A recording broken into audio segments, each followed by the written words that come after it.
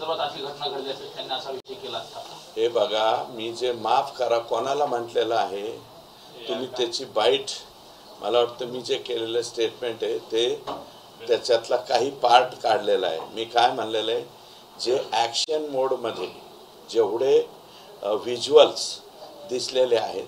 तेवढेच पोलीस तुम्ही सस्पेंड करा, आणि जे ॲक्च्युअल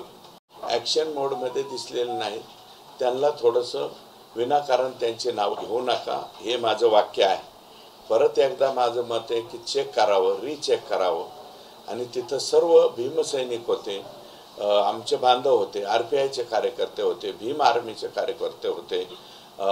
दीपक केदार साहेब त्यांच्याशी सुद्धा माझं बोलणं झालं, आणि आम्ही विनंती केली त्यांना हात जोडून पाया, एखाद्या आंदोलकांना विनंती करणं, पाया पडणं, आणि या बाबतीमध्ये मुख्यमंत्र्यांना काही निर्णय घ्यायला लावणं, तर ठामपणे मुख्यमंत्र्यांनी निर्णय घेतले ना, सर्वोच्च सभागृहामध्ये डिक्लेअर केलं ना, आणि त्याची चौकशी आता ज्युडिशियल चौकशी सुद्धा लागली ना, याच्यापेक्षा कोणतं पाहिजे। आणि एक ते पोलिसांच्या वरती FIRच्या बाबतीमध्ये बोलल्याच्या नंतर मी त्यांना म्हणलं की स्वतः पोलीस त्यांच्यावरती FIR करून घेत नाहीत, तर दलित बांधवांना, म्हणजे तिथले वाकोडे साहेबांचे चिरंजीव अक्षय ना, आकाश अक्षय असं त्यांचं नाव आहे, ते रवी सोनकांबळे, भीमराव हत्ती आंबिरे